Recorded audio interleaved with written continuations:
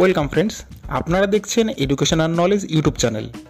দ্বিতীয় দফা ভোট আগামী 26শে এপ্রিল, অর্থাৎ আর মাত্র দুদিন বাকি। আর দ্বিতীয় দফার 3টি কেন্দ্রের ভোটের সমীক্ষা ইতিমধ্যেই আমরা প্রকাশ করেছি।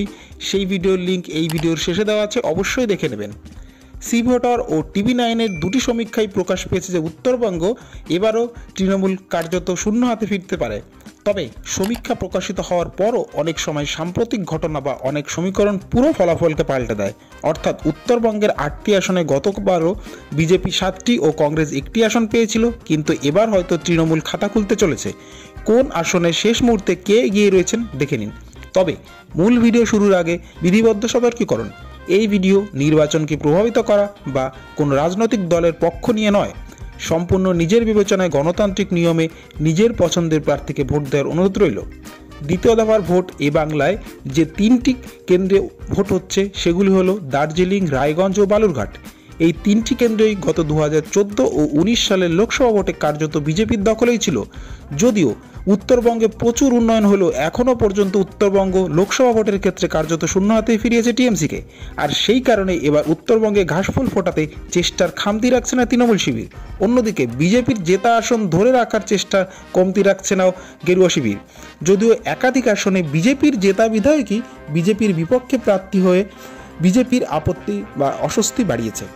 তাই সেই পরিস্থিতিতে দাঁড়িয়ে শেষমেশ কোন কেন্দ্রে শেষ হাসি কে হাসবে আসন ধরে ধরে দেখে নিন, এবং ভিডিওটি দেখে আপনার মতামত এবং আপনার কোন আসনে কোন দল জিততে পারে অবশ্যই কমেন্ট করে জানাবেন।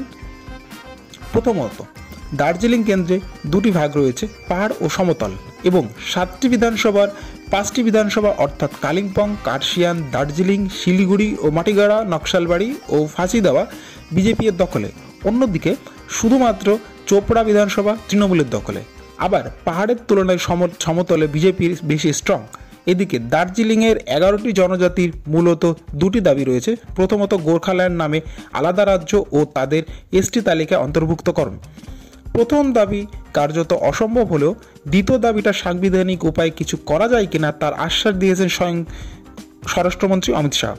এদিকে টিএমসির প্রার্থী গোপাল লামা পাহাড়ে যথেষ্ট স্ট্রং। আবার বিমল গুরুংও, যিনি গত 2021-এর নির্বাচনে টিএমসির সাথ দিয়েছিলেন, তিনি এবার বিজেপির পক্ষে রয়েছেন।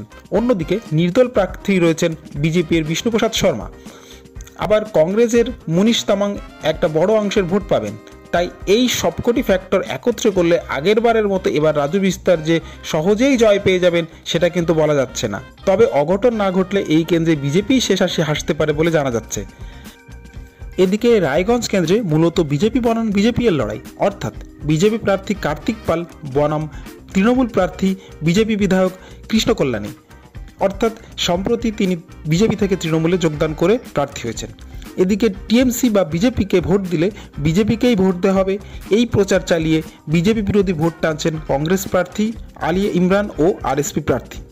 অন্যদিকে গত 2021-এর বিধানসভা ভোটে ইসলামপুর, গোয়ালপোকা, চাকুলিয়া, হেমতাবাদ ও করণদিঘিতে অর্থাৎ 7টির মধ্যে 5টি বিধানসভায় তৃণমূলের দখলে।